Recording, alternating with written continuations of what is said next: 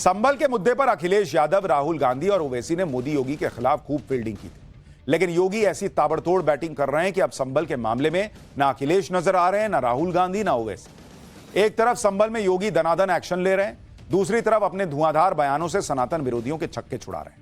आज योगी आदित्यनाथ अयोध्या पहुंचे, वहां भी वो सनातन और संभल के इतिहास का जिक्र करना नहीं भूले। योगी आदित्यनाथ ने अयोध्या में सबसे पहले हनुमानगढ़ी मंदिर पहुंचकर दर्शन किए, हनुमान जी की आरती उतारी और पूरे विधि विधान से पूजा की। योगी आदित्यनाथ ने अयोध्या के सिद्ध अशरफी भवन मंदिर में हुए महायज्ञ में भी हिस्सा लिया।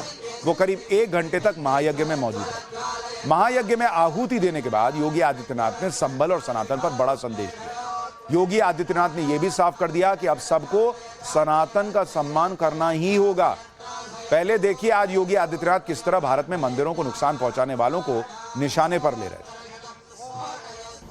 और वे लोग थे जिन्होंने देश के अंदर सनातन धर्म से जुड़े हुए उन मानबिंदुओं को नष्ट करने का काम किया था। और क्यों किया था, उसके पीछे की नियत क्या थी? उसके पीछे की नियति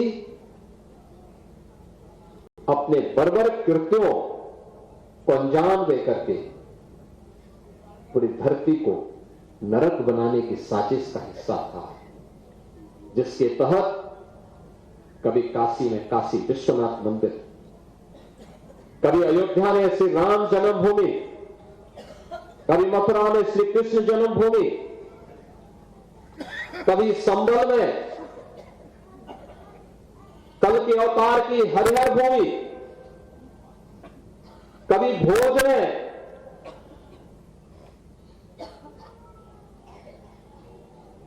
ज्ञान के जिस रात्रि देवी मां सरस्वती के पावन मंदिर को नष्ट किया जाता है, तोड़ा जाता है, अपवित्र किया जाता है।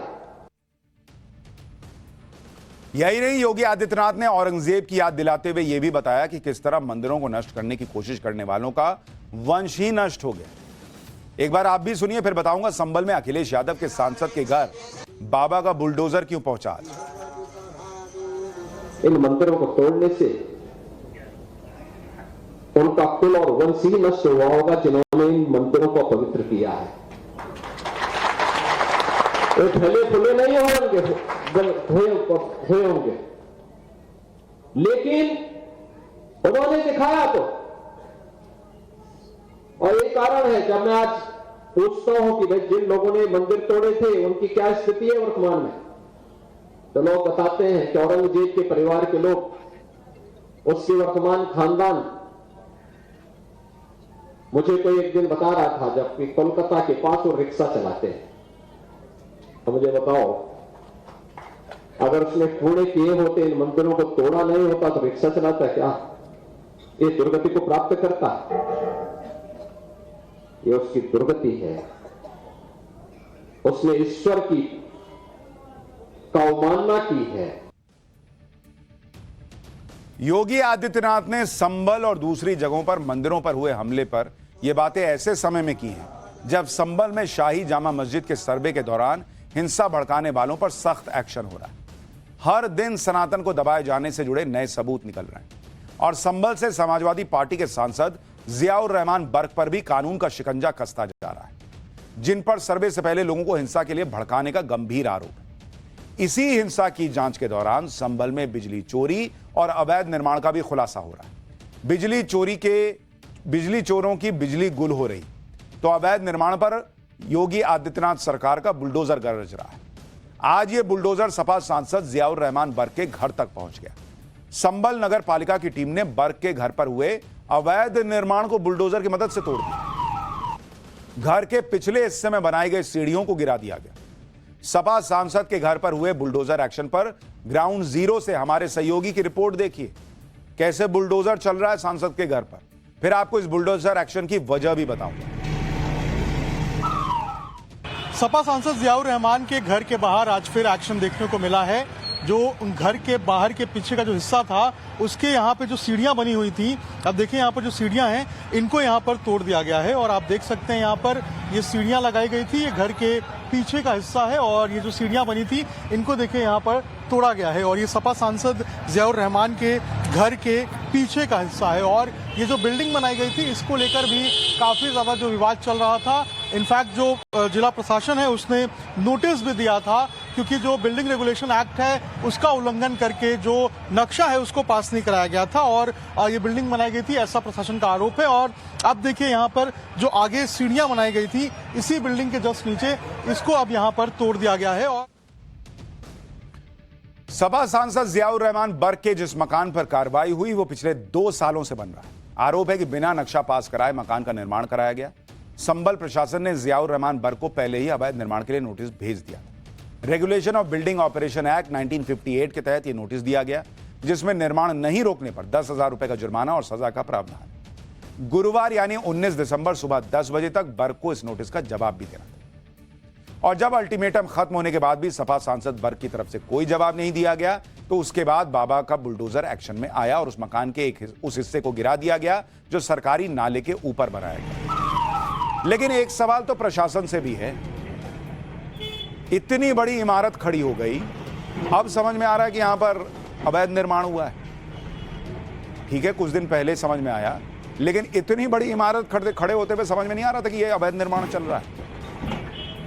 24 घंटे के अंदर सपा सांसद बर्क के घर पर दूसरी बार कानून का हथौड़ा चला। एक दिन पहले ही बिजली चोरी के आरोप में उनके घर की बिजली काटी गई। बिजली चोरी के मामले में सपा सांसद के खिलाफ एफआईआर भी दर्ज हो चुकी है। और आज बिजली विभाग ने सपा सांसद पर 1,91,00,000 का जुर्माना भी लगाया है। बिजली विभाग की टीम को धमकाने के आरोप में सपा सांसद के पिता के खिलाफ भी शिकायत दर्ज कर ली गई। प्रशासन ने सपा सांसद के पिता की धमकी वाला एक वीडियो भी जारी किया है, जिसमें वो बिजली विभाग के कर्मचारियों को उनका कबाड़ा करने की धमकी देते सुनाई दे रहे हैं। देखिए एक बार।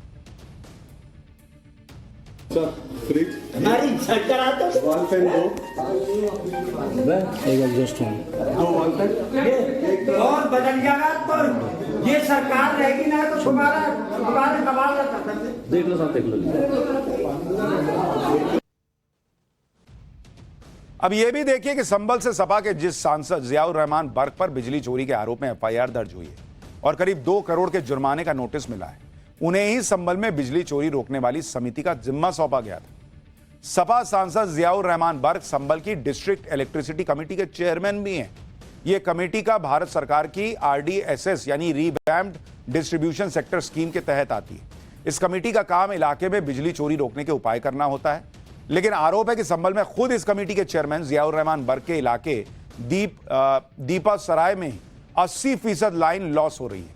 यानी जितनी बिजली की कुल सप्लाई के सिर्फ 20% हिस्से की रकम सरकारी खजाने में पहुंच रही है, बाकी 80% हवा में जा रहा है। संभल में योगी आदित्यनाथ का हर एक्शन कानून के तहत चल रहा है, इसलिए विरोधियों की भी खुलकर कुछ बोलने की हिम्मत नहीं हो पा रही। खुद को चौतरफा घिरता देख सपा सांसद जियाउर रहमान बर्क अब गृह मंत्री अमित शाह से मिलने का वक्त मांग रहे हैं।